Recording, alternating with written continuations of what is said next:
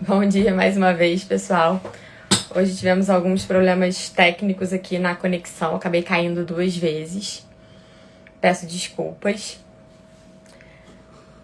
Vamos aguardar, né, a nossa palestrante do dia, né? Vamos retomar aqui a nossa quarta processual do dia de hoje. A nossa convidada é a professora Mariana Brito, que vai tratar da questão da consensualidade, né, envolvendo a administração pública. Então, só estou aguardando, depois de tantos problemas técnicos que eu tive aqui, a nossa convidada do dia, da nossa quarta processual de hoje, aparecer aqui para mim, para eu enviar a solicitação do vídeo ao vivo.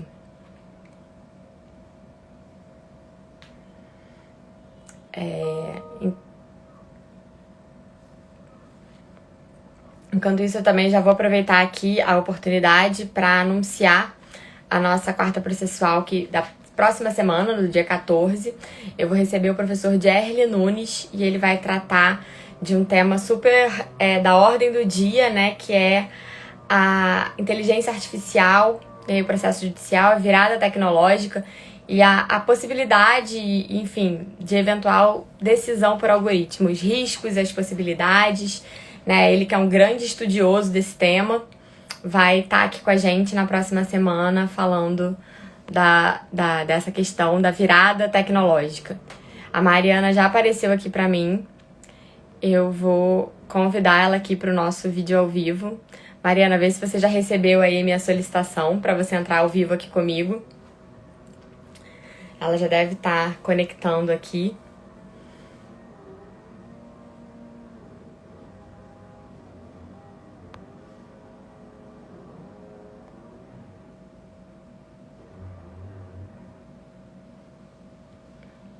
Mariana, você recebeu a minha solicitação?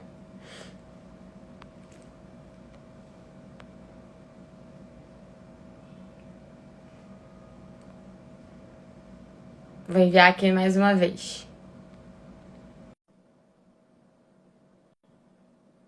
Agora, para mim aqui consta que foi, que tá aguardando. Agora foi. Bom dia, Mariana, tudo bem? Tudo ótimo, e você?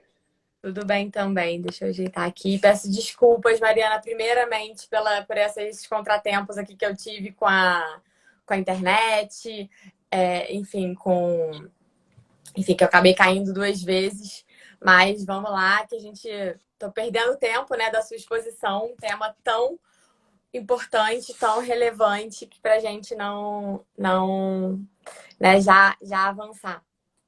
Bom, antes de passar a palavra para você, Mariana, eu quero muito te agradecer por ter aceito o nosso convite de participar aqui do nosso projeto das quartas processuais. É uma grande alegria para a gente ter você aqui no nosso espaço virtual, né? Que a gente vem calendarizando aqui toda quarta-feira às 10 aqui no Instagram da ESA. Então, eu quero agradecer muito você ter aceitado o nosso convite. E eu já gostaria de deixar aqui registrado desde logo o convite para você participar da nossa próxima obra coletiva, né? Lançamos recentemente o volume 1 das quartas processuais e aí o segundo volume já está indo para o forno e aí você já está mais do que convidada para enviar um artigo e participar, né, aqui com a gente. Tá bom. Bom, Mariana, então, assim, sem maiores delongas, eu vou te apresentar aqui rapidamente e aí já vou passar a palavra para você.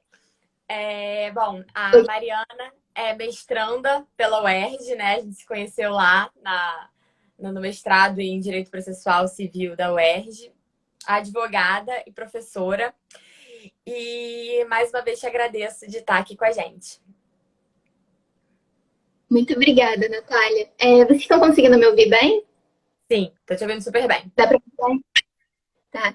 Primeiramente, eu queria agradecer o convite. É uma honra poder falar sobre esse tema que tanto me interessa.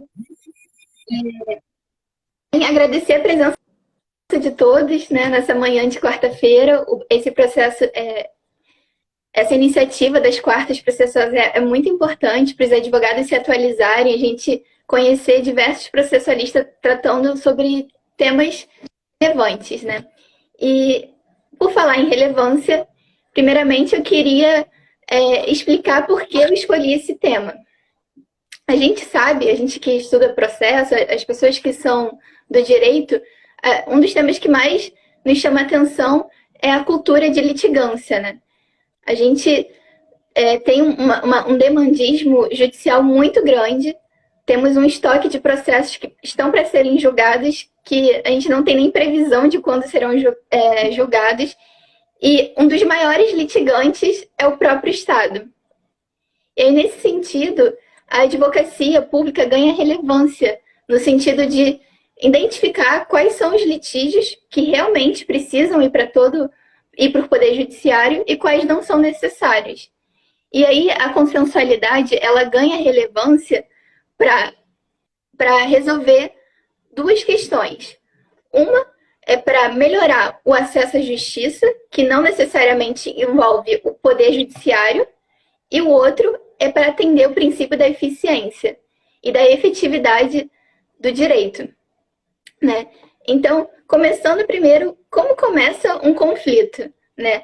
Pelas lições do Carnelucci, toda vez que tiver um conflito de interesses caracterizado por uma pretensão resistida, a gente vai estar diante de uma lide. E aí, a partir dessa lide, a gente pode ter um processo judicial ou não.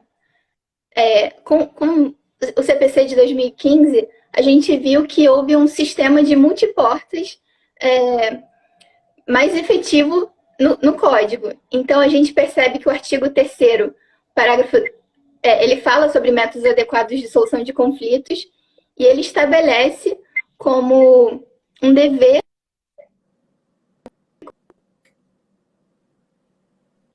da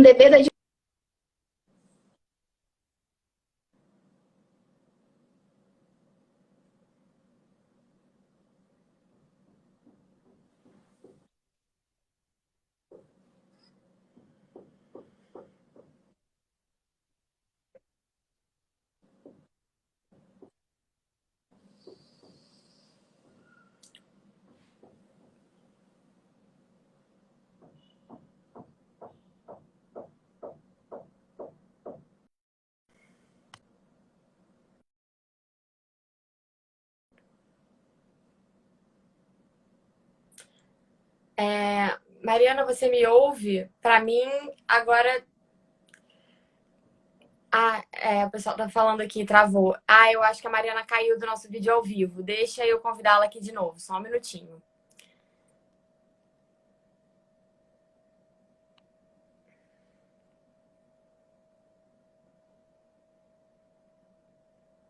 Eu fiquei na dúvida, na verdade, se era a minha conexão ou se era a dela.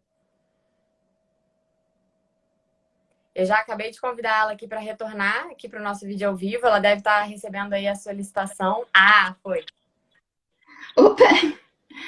Deu uma travada aqui pra gente. Deu uma travada, né? Bom, eu estava falando... Até onde que... Eu não sei em que momento eu caí. Bom, eu acho que para mim travou quando você começou a falar da questão do multiportas, do CPC de 2015, né? Da busca pela consensualidade, das novas regras específicas sobre esse assunto. Mas caiu mais ou menos aí para mim. Beleza. Então, o CPC de 2015, ele instituiu um sistema de multiportas. Essa regra foi positivada no artigo 3º, que admite, por um lado, a arbitragem, que apesar de não ser um método consensual, ele exige consensualidade para ser instituído, né? E trouxe a mediação, a conciliação e outros métodos adequados de solução de conflitos no artigo 3º, parágrafo 3º. Esse parágrafo do CPC, ele determina que o advogado, nessa figura se inclui o advogado público, os defensores, os juízes, devem estimular a adoção de métodos adequados de solução de conflitos, inclusive no curso do processo judicial. Então, quando eu entro com uma ação, um dos primeiros tópicos que eu tenho que falar é se eu possuo interesse em participar da audiência de mediação, de conciliação, e quando eu sou réu, eu devo informar se eu não tenho interesse também, 10 dias antes da data marcada. Caso as duas partes não tenham interesse em participar, o feito é retirado de pauta. Mas a gente percebe que, inclusive, em vários momentos, o juiz, antes de proferir sentença, ele tem que verificar se há possibilidade de acordo, né? Na audiência de instrução e julgamento, ele novamente pergunta se há possibilidade de acordo. Então, a gente vê que há uma valorização desses métodos adequados. E, inclusive, isso teve um marco teórico muito importante com a Resolução 125 de 2010 do Conselho Nacional de Justiça, que trouxe o tratamento adequado de solução de conflitos. Então, a gente vai perceber que nem todos os conflitos que envolvem a fazenda pública, né, no caso, a União, os estados, os entes, devem passar por um processo judicial. Então, o papel da advocacia, nesse sentido, é buscar a consensualidade, para que a gente obtenha um acesso à justiça, né? Que o acesso à justiça é o quê? É o acesso ao ordenamento jurídico, a defesa, né, daquela pretensão. E o princípio da eficiência, que também deve ser atendido. Então, exatamente, Mariana. Desculpa até te cortar, assim, eu acho que essa questão que você tocou é realmente muito relevante. Porque se a gente já vê uma dificuldade aí da cultura, né, dos advogados e até das partes mesmo, né, de abrir espaço e ter interesse pela conciliação, pela composição dos interesses, eu acho que isso é muito mais sensível quando envolve a administração pública. Muitas pessoas têm dúvida de até onde a administração pública pode ir, eu tenho um conflito com o Estado, um conflito com a administração pública. Será que eu posso tentar não levar esse conflito para o judiciário? Então, acho que é uma cultura de já levar e já pensar como é o Estado, como é, não sei, o interesse indisponível, como é que o advogado público vai poder, né, abrir mão de alguma coisa, né? Porque quando a gente vai fazer um acordo, né, sempre as duas partes, de alguma forma, têm que ceder. E aí eu acho que daí é a relevância desse tema, né, para a advocacia e aqui para a nossa quarta processual. Essa questão que você tocou é realmente muito importante, fundamental. Sim. Na verdade, sempre houve essa discussão, né, se o poder público poderia participar de mediação, de arbitragem, em razão do interesse público ser indisponível. Só que o interesse público, apesar de ser indisponível, ele pode ser atingido de diversas formas. E aí, na verdade, a partir de uma análise até econômica do direito, a gente pode ver qual é o melhor meio para alcançar a finalidade que eu tenho. Por exemplo, se há um vínculo anterior entre as partes, talvez a mediação seja o caminho melhor para atingir o interesse público, né? Uma audiência de mediação. Se não há vínculo, pode ter uma audiência de conciliação. Se é uma matéria muito complexa, um litígio sobre um contrato que envolve um valor exorbitante, talvez a arbitragem seja o melhor mecanismo. Então, na verdade, o Poder Judiciário deveria ser a última rácio, né? O último, se não tiver outra solução disponível, ir para o Poder Judiciário. Então, nesse sentido, os métodos adequados são extremamente relevantes. Então, o artigo 182, ele fala, inclusive, que os entes da federação, a União, os estados e o Distrito Federal devem criar câmaras administrativas dentro da própria estrutura da advocacia. Nisso, o indivíduo pode procurar, né, o poder público através dessas câmaras, que vai ter um procedimento mais seguro, e aí é possível ele participar de uma audiência de mediação ou de conciliação extrajudicial. Só que a gente tem algumas barreiras para essa consensualidade. E uma das primeiras barreiras é justamente a questão da cultura, né? Primeiro que a gente não tem conhecimento de quando a gente pode procurar diretamente o poder público para resolver alguma pretensão. E segundo que na nossa própria formação a gente não tem uma formação adequada sobre os métodos adequados de solução de conflitos. É um tema que geralmente é apenas pincelado na faculdade, porque a gente tem que estudar muitas matérias. Então, a gente aprende a como entrar com uma petição inicial, uma contestação, como recorrer, mas a gente não aprende a negociar, a gente não aprende a mediar, a gente não aprende o papel do advogado nesses métodos, né? Porque o advogado ele também participa. Eu até queria saber se você teve uma formação nesse sentido, se você teve acesso a essas matérias quando você se formou, ou se... Não, na verdade, o que a gente aprende na faculdade é brigar, né? E aí a gente sai da faculdade com essa gana de ganhar ação, de despachar, de ir para audiência, de defender só o nosso ponto, de não querer ceder. E a gente não aprende. Eu acho que negociação é fundamental, né? E, enfim, o foco, né? Eu acho que o foco na consensualidade, né? Nos meios adequados, eu acho que isso deve vir sendo feito de um tempo para cá, né? Eu me formei já em 2010, né? Já tem um tempinho. E isso não era falado, né? Nos bancos da faculdade, né? Nas aulas. Eu imagino que isso hoje em dia, com o Código de Processo Civil de 2015, tenha mudado. Na verdade, eu espero, né, que isso tenha mudado, né, na graduação. E que os advogados novos, né, quem está chegando aí para nossa profissão, né, os advogados públicos ou privados, defensores, membros do Ministério Público, quem está estudando, os futuros juízes, que eles já cheguem com essa nova mentalidade que a gente não teve acesso, né? E aí a gente está aprendendo agora, aprendendo meio que, entre aspas, na marra, né? A gente está desenvolvendo essas novas habilidades, né, na prática. Então, acho que realmente é uma questão a ser muito, muito desenvolvida. E como você bem disse, existem muitos empecilhos, né, à consensualidade, que já estão no nosso... que a gente já tem uns atalhos mentais, né, de questões culturais, questões estruturais do sistema. Então, assim, eu acho que realmente é super importante. Sim, inclusive eu estudei pelo Código de 73. Eu me formei em 2015 e aí entrou em vigor o novo código. Eu tive que estudar por fora e o mestrado na UESP foi muito importante para eu aprofundar sobre esses temas que eu já tinha uma pequena noção na teoria geral do processo, né? Era um tema já que me interessava, mas na faculdade mesmo eu não tive muito acesso a esse tema. E até queria aproveitar para quem estiver assistindo, né? A ESA oferece vários cursos de atualização para quem se formou antes do CPC de 2015 e queira se atualizar, aproveitar a oportunidade de ver quais os cursos estão sendo oferecidos, né? E até para quem se formou agora, mas quer aprofundar no tema, quer saber como funciona, o que é possível transigir, eu super indico os cursos da ESA.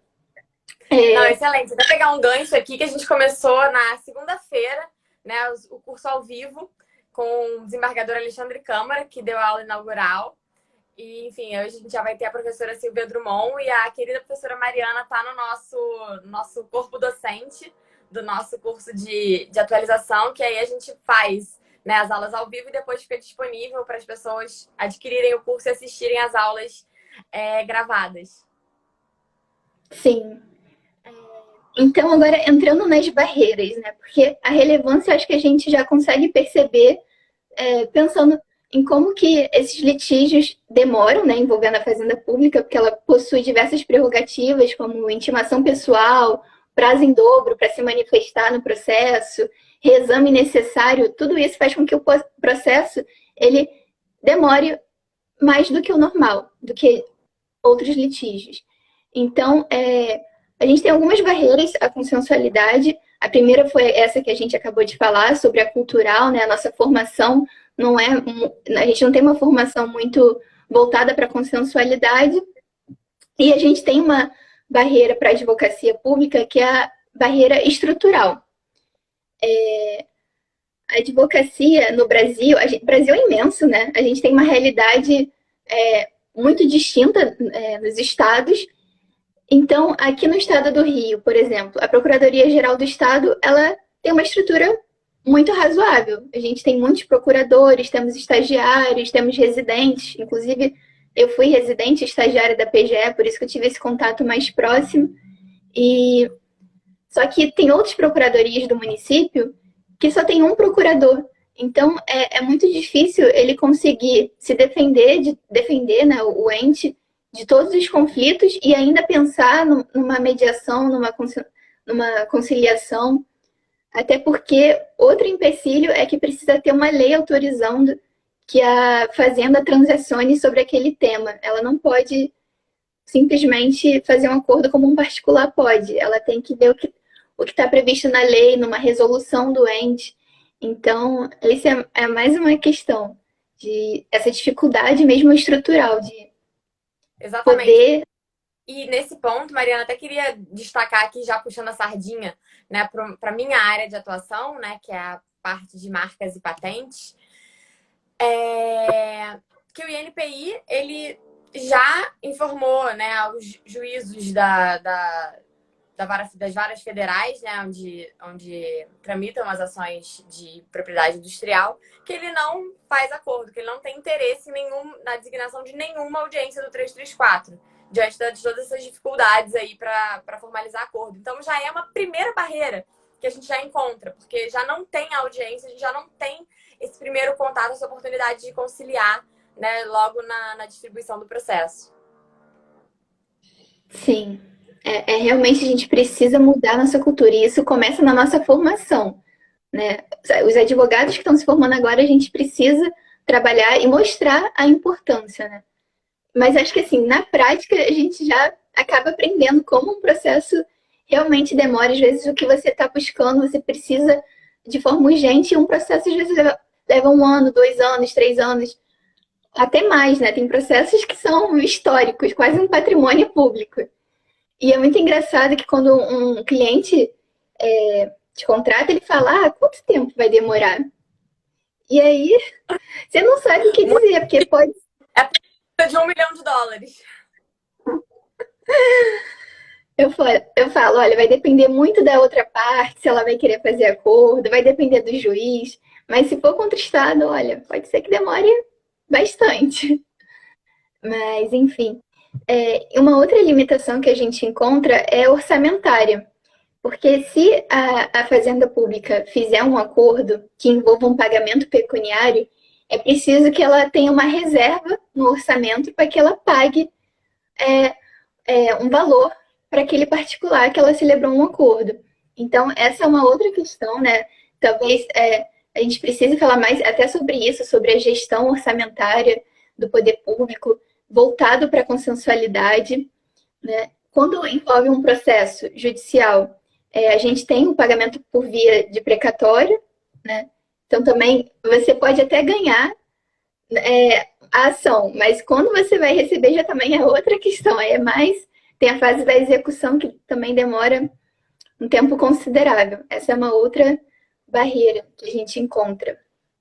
E falando sobre a última barreira, para nos estimular, mas é importante alertar, a gente tem o artigo 37 da Constituição, que traz os princípios da administração que devem ser observados, né? Que é o princípio da legalidade, impessoalidade, moralidade, publicidade e eficiência.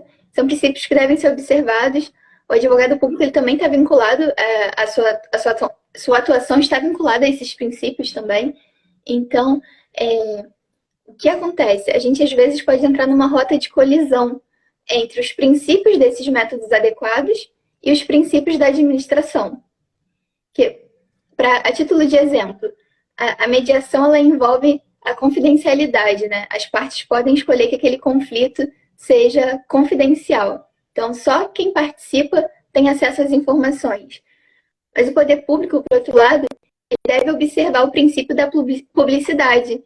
Então, como adequar esses dois interesses, né? Essa é uma questão que surge também. Então, ainda dá para me ouvir, que às vezes trava um pouco a tela. Deu uma congeladinha, mas eu continuei te ouvindo. Deu uma travadinha só na imagem. Pra mim tá bom. Acho que o pessoal não tá comentando. Só na imagem mesmo. Mas agora tá normal. Beleza.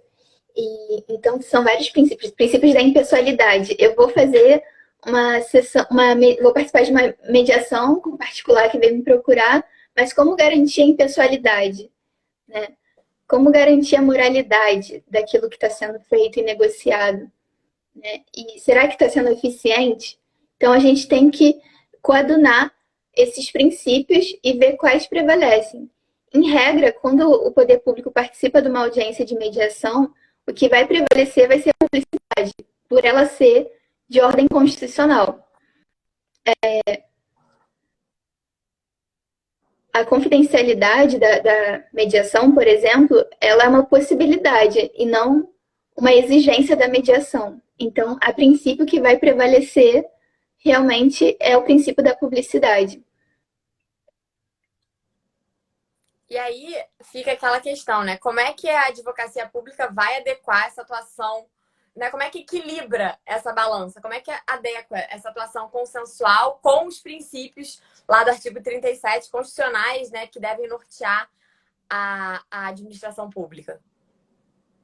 Sim, gostaria de dar 2 exemplos que eu tenho estudado. O primeiro é da PGE, que ela tem 2 câmaras. Uma é a Câmara Administrativa de Solução de Conflitos e outra é a Câmara de Resolução de Litígios em Saúde. Então, por exemplo, se alguém quiser saber, como é que eu resolvo um conflito com o Estado? Eu preciso de um medicamento, é urgente, eu não quero entrar com um processo judicial, porque eu vou ter que contratar um advogado, eu vou ter que procurar a defensoria, que também, né, tem as suas barreiras estruturais de atendimento. Ou então eu preciso de uma transferência de hospital, eu preciso de uma cirurgia. Então, o cidadão ele pode procurar essa Câmara de Resolução de Litígios em Saúde e vai ser feita uma audiência de mediação, há um convênio com a própria defensoria, então, em muitos casos, as pessoas conseguem recorrer a essa Câmara e resolverem seus litígios. Para quem tiver interesse e até precisando, é só jogar no Google que vocês acham o endereço, o telefone para marcar um primeiro atendimento. E o retorno é muito grande. Só que eu acho que um empecilho é até as pessoas terem acesso à informação a essa Câmara, né? Exatamente.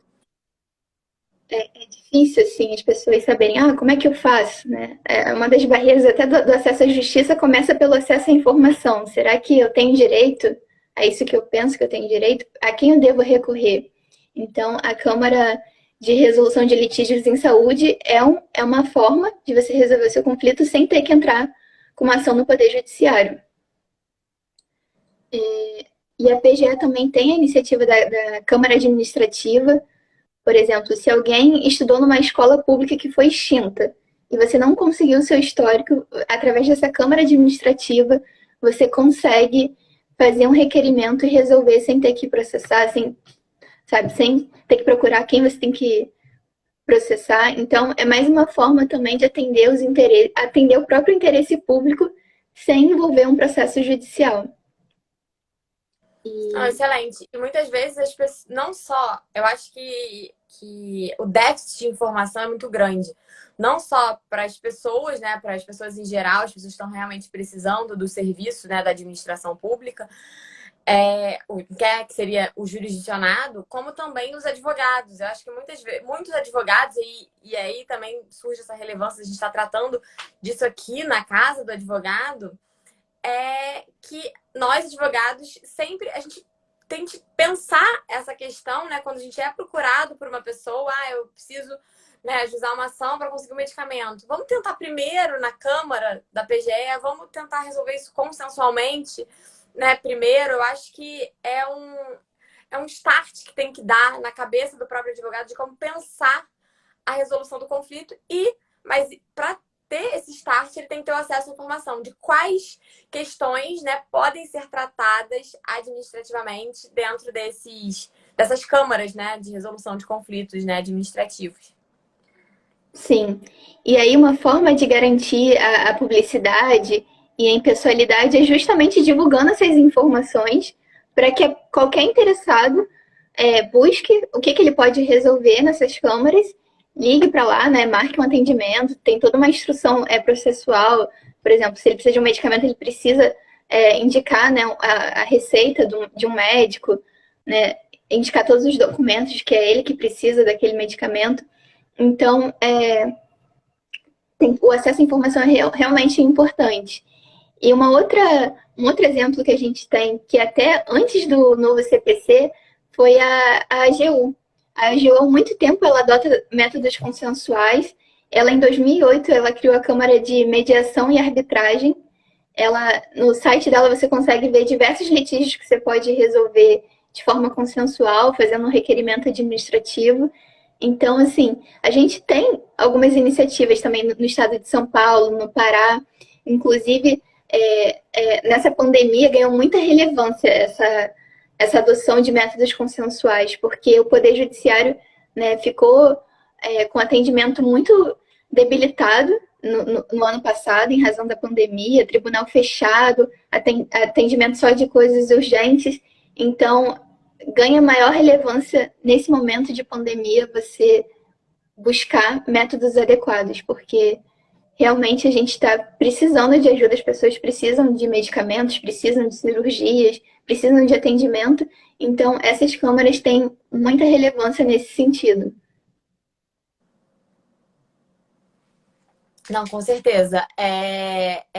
E é importante, né, a gente saber que o advogado público pode, né, transigir, que ele pode, que o interesse público ele é indisponível, mas ele pode ser transacionável, né?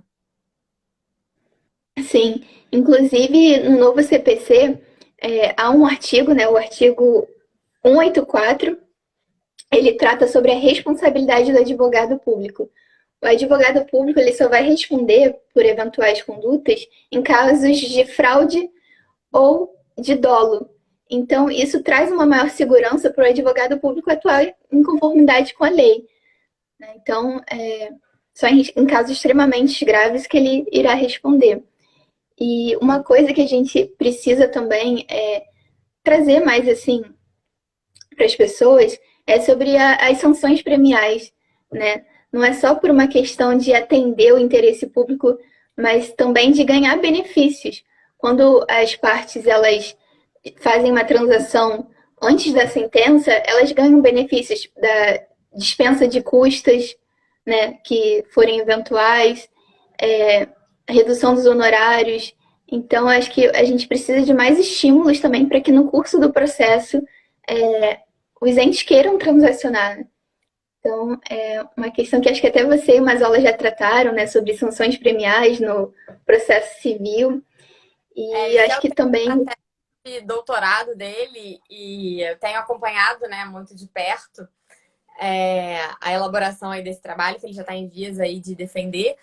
E é isso, né? Não é tratar é trazer não só sanções, né? Sanções ruins, como trazer sanções premiais. Você premiar a pessoa, né? Que tem um comportamento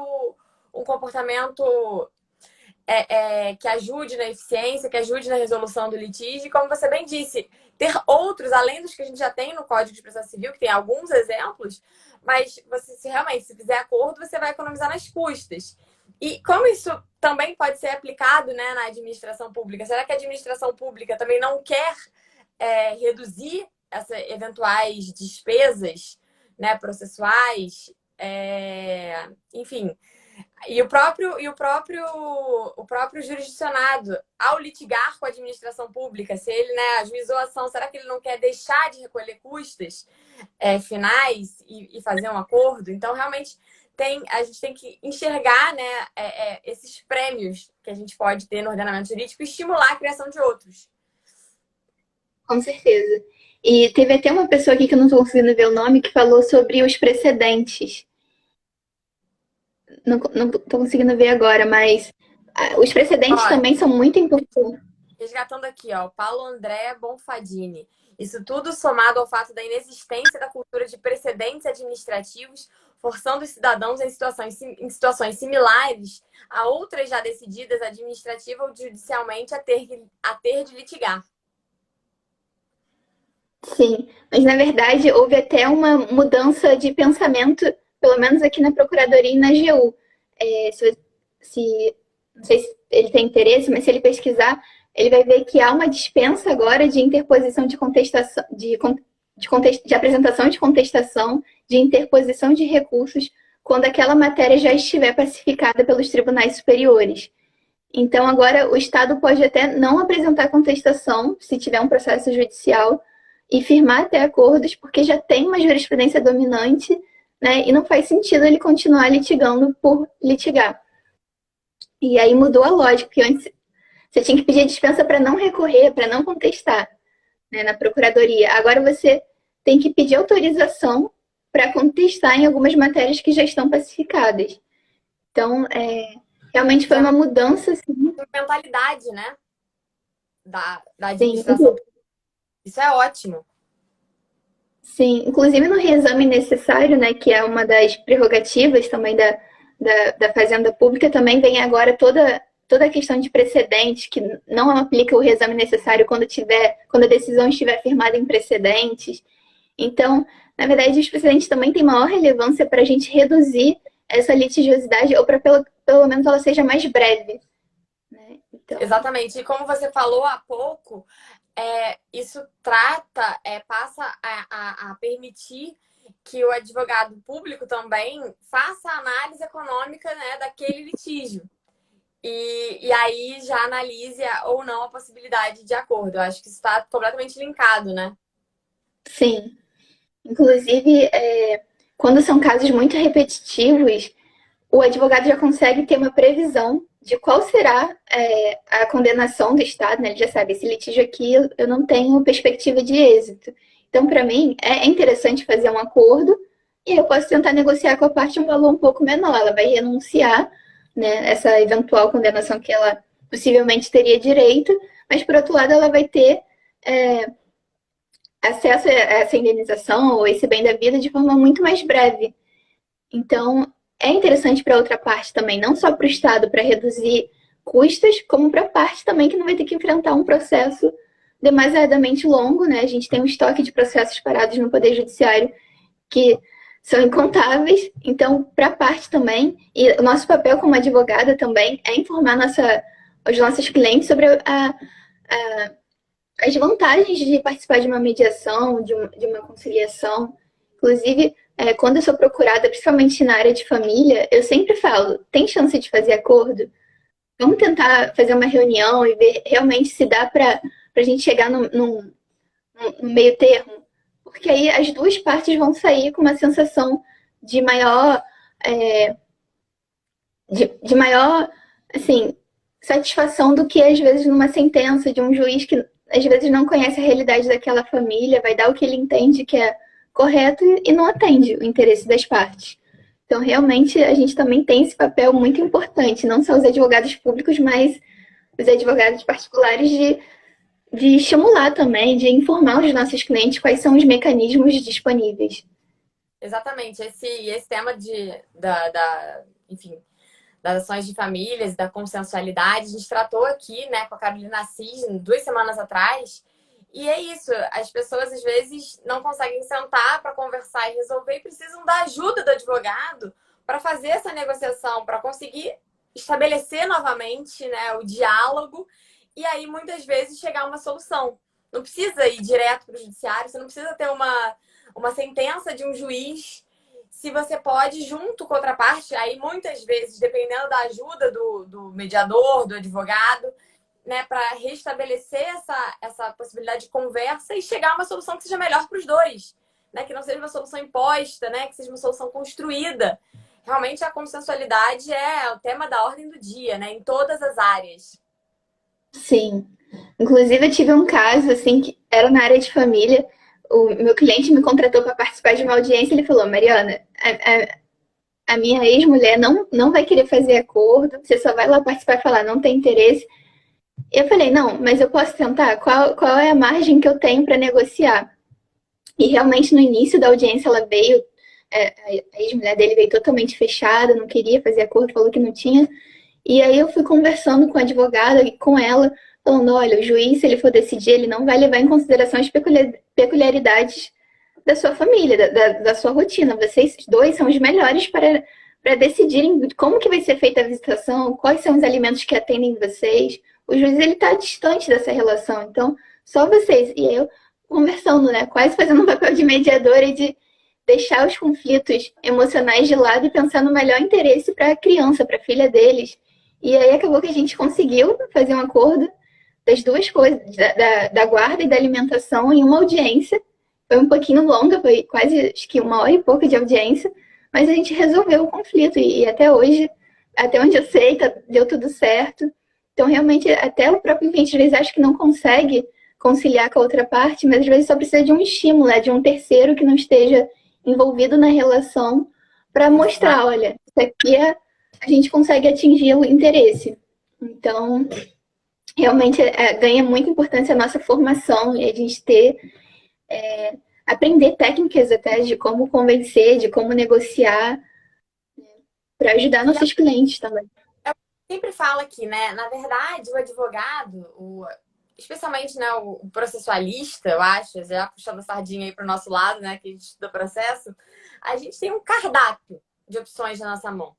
E aí a gente vai ver dentro daquele cardápio o que se encaixa para resolver aquele conflito especificamente. E aí a gente propõe, né, essa solução para os nossos clientes. E daí, voltando, repetindo e reiterando a questão das câmaras que você destacou dentro da administração pública. Essas câmaras têm que estar lá dentro do nosso cardápio. A gente tem que oferecer, se o cliente não tem conhecimento, não sabia, né, dessa possibilidade, não sabia dessa alternativa, nós, como advogados, temos o dever de chegar lá e falar, olha, a gente pode ir por esse caminho, a gente pode tentar o caminho da consensualidade. E sempre que eu falo que a gente traz aqui esse tema sobre consensualidade, eu faço questão de trazer para o nosso palestrante e ouvi-lo, né, para a gente trazer aqui para os nossos advogados, é a questão dos honorários. O advogado não vai deixar de receber por estar optando por uma outra alternativa,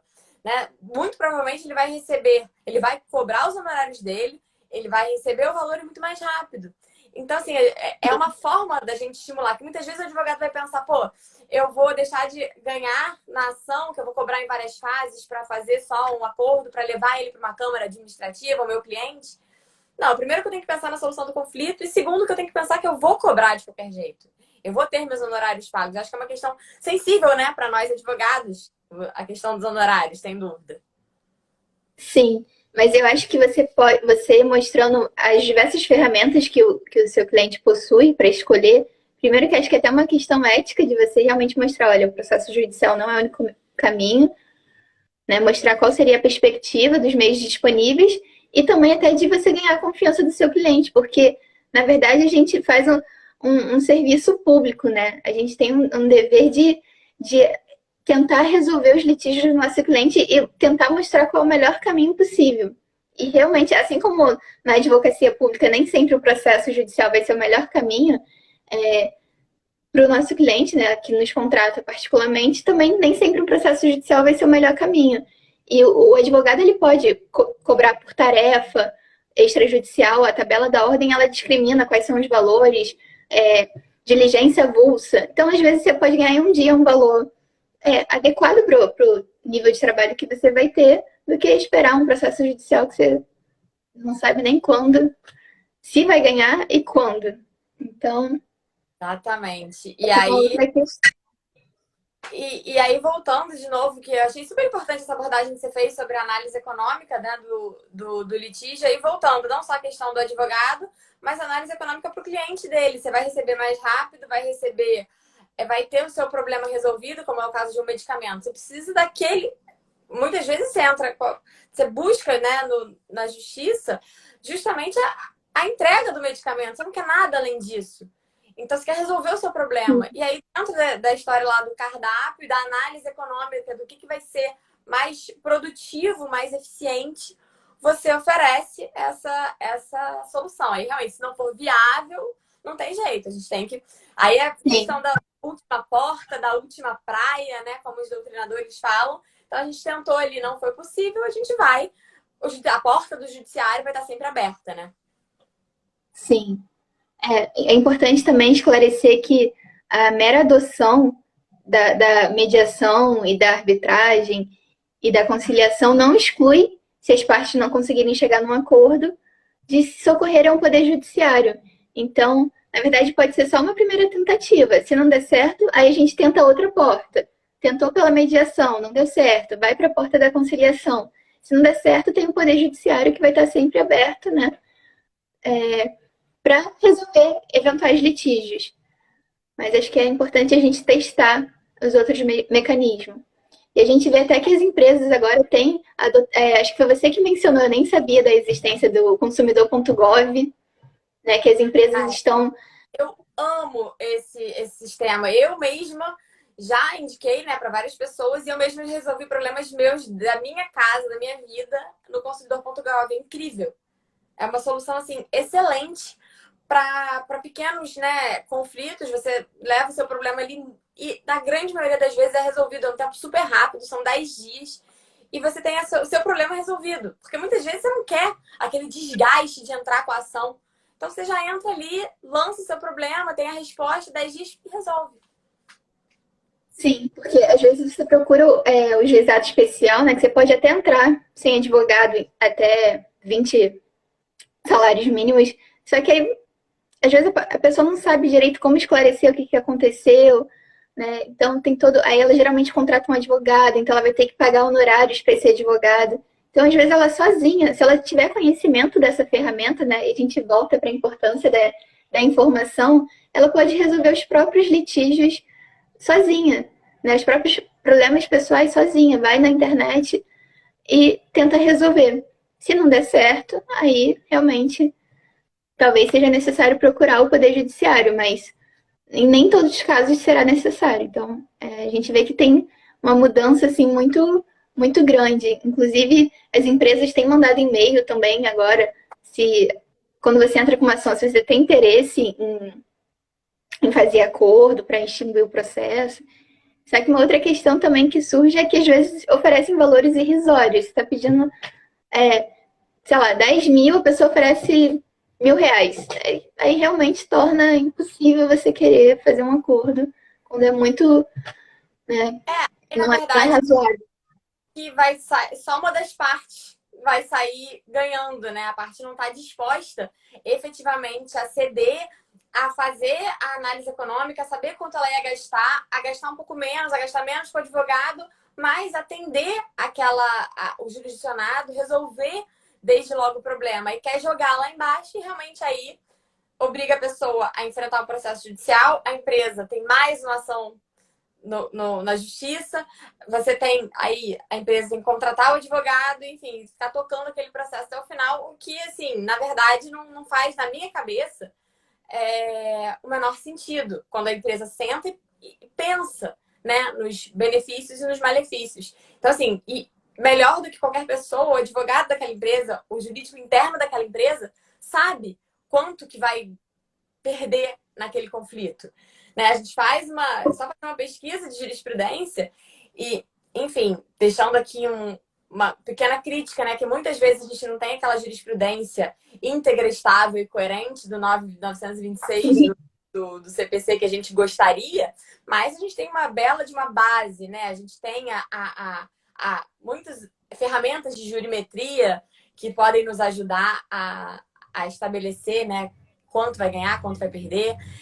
E até queria fazer um pequeno parênteses aqui, quando a gente estava falando das tentativas, das portas, que cabe a parte, né, tentar a mediação, tentar a conciliação, antes de entrar no judiciário, de bater as portas do judiciário, que estão sempre abertas,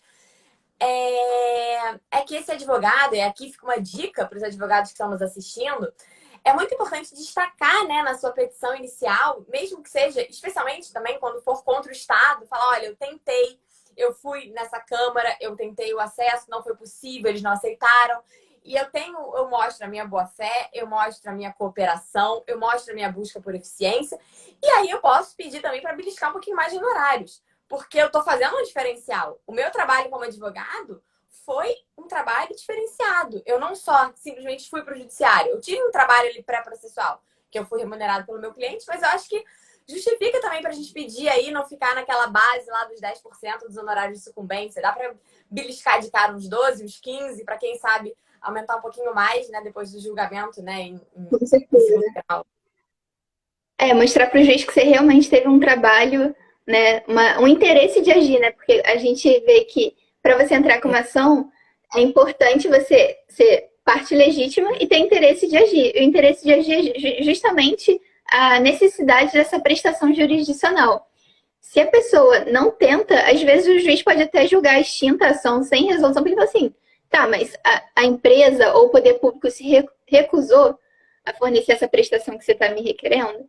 Porque se ele não recusou, não há interesse de agir. Você não está provocando o poder judiciário por provocar, né? Então tem que ter até essa pretensão resistida, né? Que, como eu falei no início do Carnelucci.